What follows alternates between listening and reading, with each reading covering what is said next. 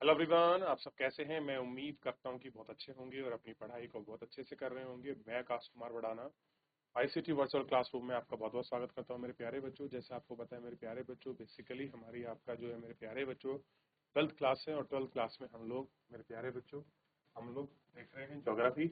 और ज्योग्राफी में भी क्या है, ह्यूमन ज्योग्राफी। और ह्यूमन ज्योग्राफी में आज हम लोग चैप्टर नंबर 3 को आपका शुरू करने वाले हैं। चैप्टर नंबर 3 यूनिट 2 जनसंख्या संगठन को पढ़ेंगे। क्या पढ़ेंगे? जनसंख्या संगठन। ठीक, तो सबसे पहले देखते हैं क्या होती है जनसंख्या। तो सबसे पहले देखिए, किसी भी देश में विविध प्रकार के लोग रहते हैं।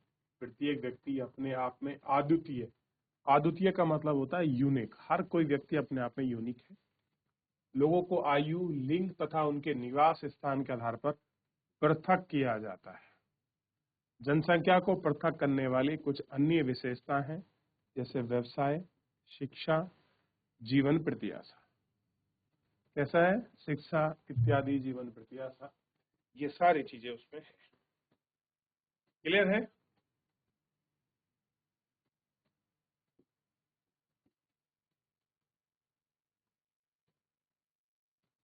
सबसे पहले हम बात करते हैं लिंग संगठन। लिंग संरचना को देखते हैं और इसी में सबसे पहले देखिए, स्त्री और पुरुषों की संख्या किसी देश में महत्वपूर्ण जननांकीय विशेषता है। डेमोग्राफी की जो विशेषता है उसको दिखाती है कि भैया जनसंख्या की स्त्री और बाप के पुरुषों के बीच के जो अनुमान है उनका लिंगानुपात कहा जाता है। कुछ देशों में निम्न सूत्र द्वारा आपके परिकल्पना भी की जाती है, उनको भी हम लोग देखते हैं। इस पुरुष की जनसंख्या अपॉन स्त्री जनसंख्या मल्टीप्लाई बाय 1000 अथवा प्रति 1000 स्त्रियों पर पुरुषों की संख्या। अब देखिए होता क्या है, हमारे यहाँ क्या है, जो जनसंख्या गणना होती है, क्या होती है?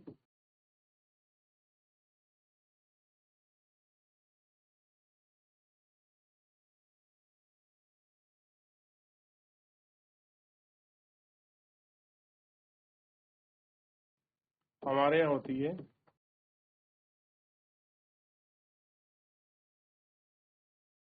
जनसंख्या की जो हम गणना करते हैं। तो गणना के आधार पर हमारे यहाँ स्त्री एवं हम क्या करते हैं, पुरुषों की जो जनसंख्या है, हम पुरुषों की जनसंख्या को ज्ञात करने की कोशिश करते हैं कि भैया स्त्री पुरुषों की जनसंख्या क्या है, किससे पूछे। तो हम लोग इस आधार में क्या करते हैं, अब जैसे मान लीजिए हम लोग इसमें आपका शिशु को भी, जो आपका मृत्यु दर है, इसको भी निकालते हैं। आपने पढ़ा होगा। फिर हम लोग आपका जन्म दर निकालते हैं और एक आपका निकलती है मृत्यु दर। इन सारी चीजों को हम लोग क्या करते हैं, ज्ञात करते हैं कि शिशु दर क्या है, जन्म दर क्या है, मृत्यु दर क्या है। इन सारी चीजों पर भी हम अपना ध्यान रखते हैं और कोशिश करते हैं कि जन्म दर, मृत्यु दर, शिशु दर, ये सारी चीजें क्या है।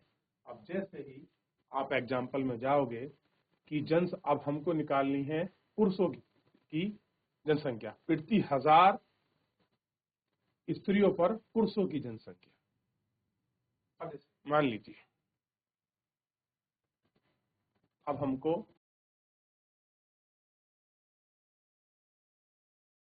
पुरुषों की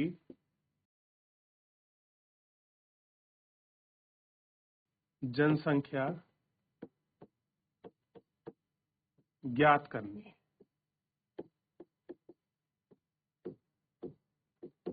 ये हमको देखना है। तो हमको याद होगा कि जब हम लोग आपका पुरुषों की जनसंख्या को ज्ञात करेंगे तो आपको पता होना चाहिए पुरुषों की जनसंख्या किसकी तो परिप्रेक्ष्य में निकालना है, तो स्त्री के परिप्रेक्ष्य में तो आपको पता होगा जैसे यहाँ लिखा है स्त्रियों की जनसंख्या निकालना है, क्लियर है।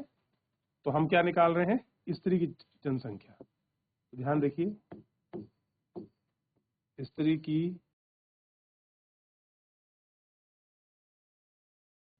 जनसंख्या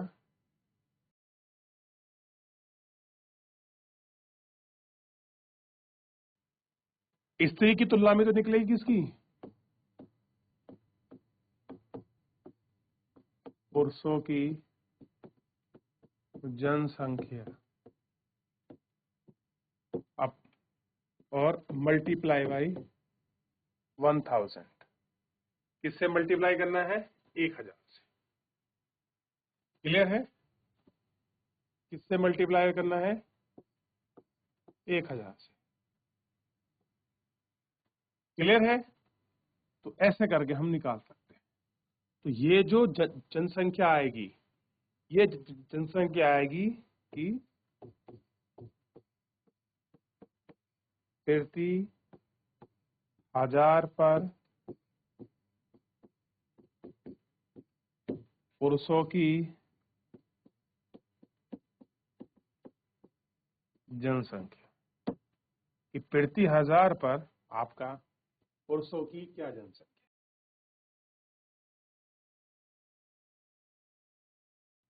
ऐसे ही अगर हम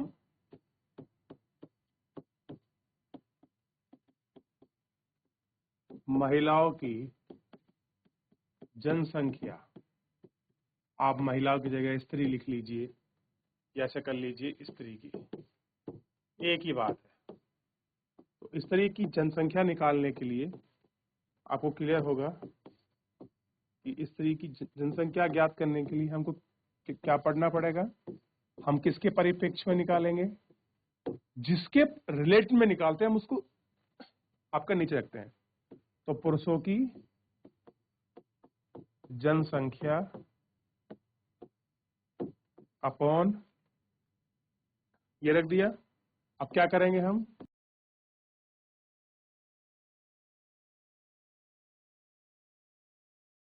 स्त्रियों की जनसंख्या, और कितने में निकालेंगे, प्रति 1000 में। तो जो संख्या निकलेगी वो क्या निकलेगी,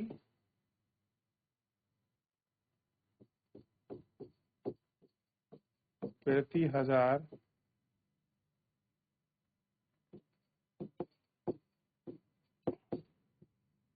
स्त्रियों की जन संख्या। ये आपको ध्यान रखना। क्लियर हो गया, तो निकल गया स्त्री पुरुषों पर प्रति 1000 की जनसंख्या को आपने देख लिया। क्लियर है, तो दोनों फंडामेंटल्स आपने देख लिए। इस सूत्र का प्रयोग करते हैं, प्रति 1000 पुरुषों पर स्त्रियों की संख्या, स्त्री पर प्रति 1000 पुरुषों की संख्या। अब एक बाप का शब्द आता है लिंगा अनुपात। किसी देश में स्त्रियों की स्थिति के संबंध में महत्वपूर्ण सूचना है जिनसे प्रदेश में लिंगा भेदभाव को अनियंत्रित होता है। लिंगानुपात निश्चित रूप से ही स्त्री के प्रतिकूल होता है। इसी क्षेत्र में स्त्री भ्रूण हत्या, शिशु हत्या, घरेलू दहेज, हिंसा, प्रथा प्रचलन है। इन सब का इन क्षेत्रों में स्त्रियों की सामाजिक आर्थिक स्तर का होना भी एक अपने आप में जो है चिंता का विषय जो है बना हुआ है, और उसको देखा हुआ है कि ये चीजें क्या है। ठीक है, ठीक है। आपको स्मरण होगा कि जनसंख्या में सर्वाधिक संख्या स्त्रियों के होने के अर्थ का मतलब यह नहीं है कि उनका हिस्सा बेहतर है। हो सकता है कि पुरुष रोजगार के लिए अन्य क्षेत्र में प्रवास कर रहे हैं। कैसा हो, जो पुरुष हैं वो अन्य क्षेत्र में आपका प्रवास कर रहे हो, रोजगार कर रहे हैं, ये सारा थोड़ा आपको दिखाई दे। प्राकृतिक लाभ बनाम सामाजिक हानि, तो क्या देख रहे हैं, प्राकृतिक लाभ बनाम सामाजिक हानि को हम पढ़ रहे हैं। स्त्री को पुरुषों की तुलना में जैविक लाभ प्राप्त है, क्योंकि उन्हें वे पुरुषों में काफी तुलना में अत्यधिक स्त्री में व्यापक होते हैं, और यह लाभ सामाजिक हानि व भेदभाव द्वारा उनके रूप ही अनुरूप आपके दिखाई देते हैं या समाप्त होते हैं। आप इनको महसूस कर सकते हैं। क्लियर हुआ? ठीक, आगे बढ़े। विश्व की जनसंख्या का औसत लिंगानुपात 100 स्त्रियों पर 102 पुरुष, यानी कि 100 स्त्रियों पर 102 पुरुष हैं। विश्व में उच्चतम लिंगानुपात लाटविया में दर्ज किया गया है। कि सबसे ज्यादा लिंगानुपात कहाँ है? लाटविया, यानी कि वहां पर मेल जनसंख्या कम है और फीमेल जनसंख्या ज्यादा है। ठीक, और जनरल रूप में क्या मिलता है? जनरल रूप में फीमेल की जनसंख्या कम मिलती है और मेल जनसंख्या ज्यादा मिलती है। तो ये क्या असर है? ये आपका प्रतिकूल असर है। कैसा है? प्रतिकूल। और ये असर क्या है? अनुकूल, यानी कि आपका फेवरेबल है। मैंने अंकुल लिख दिया, एक मिनट।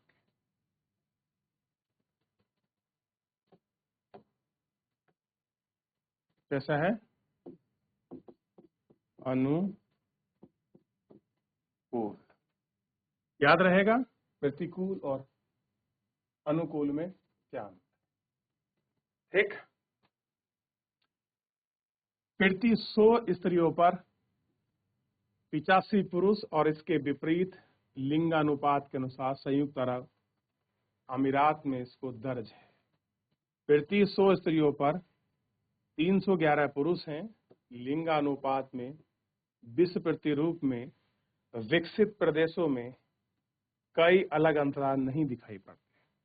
संयुक्त राष्ट्र संघ की सूचीबद्ध में 1939 में लिंगानुपात स्त्रियों के लिए अनुकूल, जबकि शेष 72 के लिए है आपका प्रतिकूल है।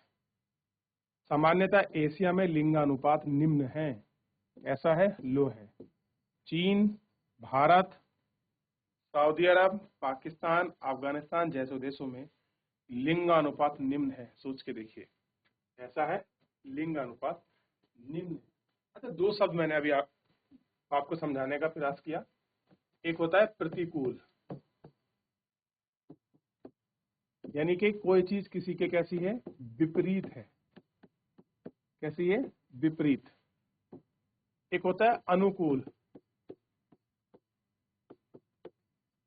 अनुकूल का मतलब होता है वो कोई चीज उसके कैसी है? पक्ष में है। कैसी है? पक्ष में। अब देखिए, अनुकूल और प्रतिकूल को समझिए। जहां पर मेल संख्या ज्यादा है, फीमेल कम है, तो ये क्या है? ये आपका लिंगा अनुपात महिलाओं के लिए क्या है? आपका प्रतिकूल है। प्रतिकूल है। और इसके क्या है? कई आपके कारण हो सकते हैं। कैसे हैं? कई कारण हो सकते हैं। और जब आप देखेंगे अनुकूल की स्थिति का हम बात करें, आपका फेवरेबल हो, तो ऐसी कंडीशन में क्या होता है? मेल जनसंख्या कम होती है और फीमेल ज्यादा होती है। ठीक, तो ऐसा आपको एग्जाम्पल देखने के लिए मिल सकता है। अब देखिए, हम बात करें एशिया महाद्वीप की, तो एशिया महाद्वीप में काफी बड़े देश हैं, जैसे भारत हो गया, चीन हुआ, ठीक, सऊदी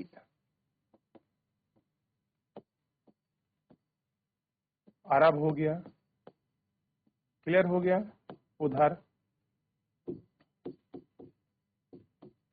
पाकिस्तान तथा अफगानिस्तान।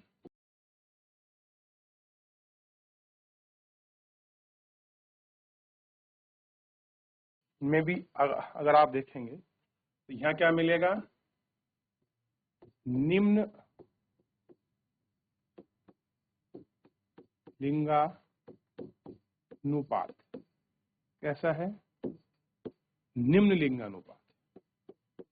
क्लियर हुआ? यानी कि अगर आप देखोगे तो मेल की जनसंख्या अधिक है, फीमेल की कम है। उदाहरण देखा, 100 फीमेल है। कितनी है? 100 फीमेल। 100 फीमेल पर कितने हैं? 102 मेल। तो बताइए ये जनसंख्या ज्यादा है और ये कम है। ठीक, तो ये सब कुछ जो है समाज के प्रभाव को भी दिखाती है कि समाज कैसा है, प्रभाव कैसा है। क्योंकि अगर कहीं पर फीमेल लिंगानुपात कम है तो उसका कारण सामाजिक कुरीति भी हो सकता है, सामाजिक कुरीति भी हो सकता है। क्लियर है? ये आपको ध्यान रहना चाहिए कि सामाजिक कुरीति भी उसका कारण बन सकता है। ठीक, यहाँ तक। दूसरी ओर यूरोप सहित बड़े भागों में पुरुषों की संख्या अल्प है, यानी कि वहां पुरुष कम हैं, और अन्य देशों में पुरुषों की संख्या की कमी है और स्त्रियों की स्थिति बेहतर है। और भूतकाल भविष्य में अत्यधिक पुरुष उत्प्रभाव, उत्प्रभाव मतलब एक स्थान से दूसरे स्थान चले जाना, यह समस्या बहुत है। अब हम बात करते हैं आयु संरचना, बड़ी इंपॉर्टेंट है। तो देखना आयु संरचना। आयु वर्गों में लोगों की संख्या को प्रदर्शित करती है। जनसंख्या गठन से हम एक महत्वपूर्ण सूचक है। 15 से लेकर 59 वर्ष आयु के बीच जनसंख्या का बड़ा आकार है और एक विशाल कार्यशील जनसंख्या को इंगित करता है। 60 वर्ष से अधिक आयु वाली जनसंख्या का एक बड़ा अनुपात बृहद जनसंख्या है, ठीक, को प्रदर्शित करता है, जिससे स्वास्थ्य संबंधी सेवाओं पर अधिक खर्च की आवश्यकता है। इस प्रकार युवा जनसंख्या का उच्च अनुपात का अर्थ है कि प्रदेश में जन्म में ऊंची दर है और युवा अधिक है। मैं आपको समझाता हूँ, छोटा सा बहुत सरल भाषा। देखिए, हम कुछ जो है आयु वर्ग बनाएंगे। हम ए, बी और सी 3 आयु वर्ग बनाते हैं।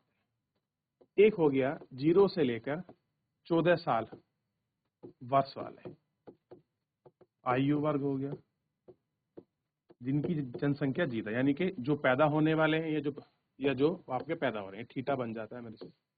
क्लियर है? एक है 15 से 59 वर्ष वाले आयु वर्ग वाले, जिनकी भाई इतनी आयु वर्ग है। एक है 60 से ऊपर, 60 से अधिक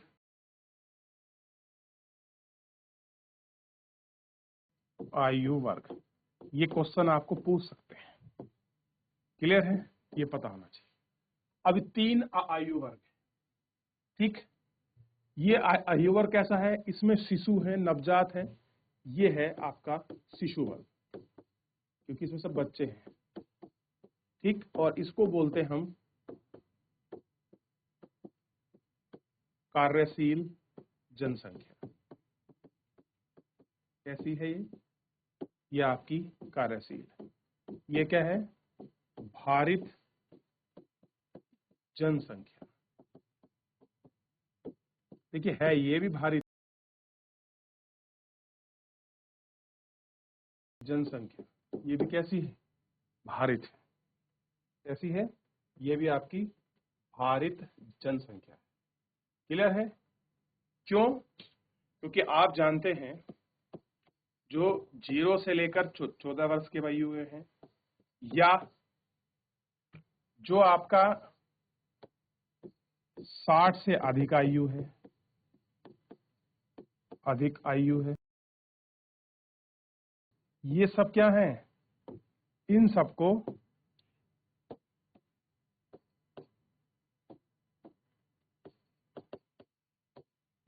अर्थव्यवस्था में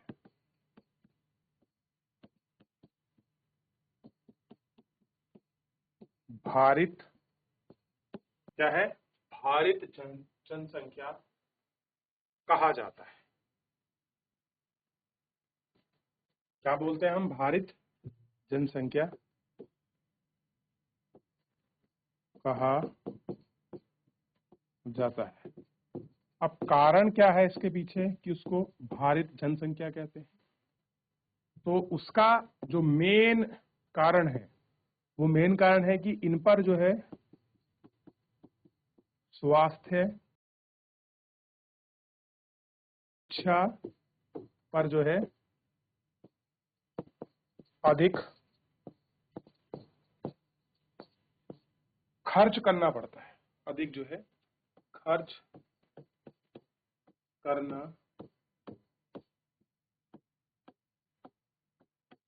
पड़ता है, क्योंकि ये जो है आपका कुछ जो है, ये जो वर्ग है ये आय का आपका सर्जन नहीं,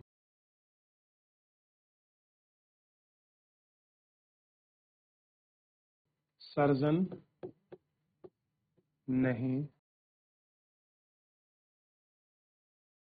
ये कुछ भी आय का सर्जन नहीं करता, इसलिए हम क्या कहते हैं, ये क्या है, भारित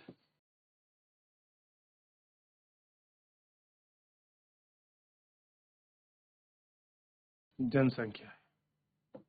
ये क्या है हमारी आपकी भारित जनसंख्या।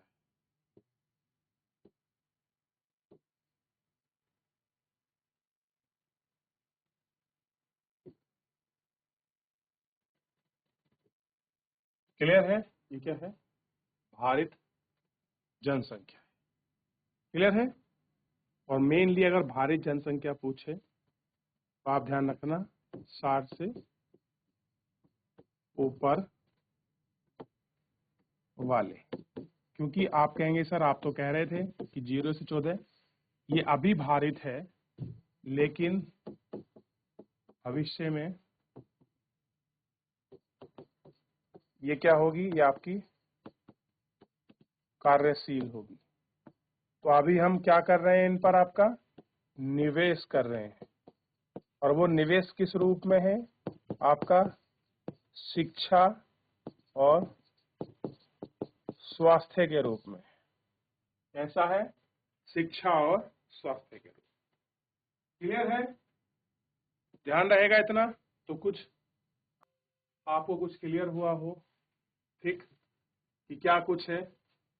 अब जैसे इसमें साफ साफ लिखा है कि भैया इनकी स्वास्थ्य संबंधी, क्या लिखा है, इनकी स्वास्थ्य संबंधी सेवाओं पर अधिक खर्च की आवश्यकता होती है। इस प्रकार युवा जनसंख्या उच्च अनुपात का अर्थ है कि प्रदेश में जन्म दर ऊंची है और युवा जन्म दर अधिक है। तो ये हमको इसमें देखना। तो आई होप कि आपको आयु संरचना क्लियर होगी। चलिए आगे बढ़ जाते हैं। तो कल हम इसका आयु लिंक पिरामिड को पढ़ेंगे। तो आज के लिए फिलहाल इतना ही, क्योंकि काफी इंपॉर्टेंट हो चुका है, बहुत सारी चीजों का आई होप हमने पढ़ लिया है। तो फिलहाल मेरे प्यारे बच्चों, आज के इस लेक्चर में इतना ही, मिलेंगे नेक्स्ट लेक्चर में। धन्यवाद।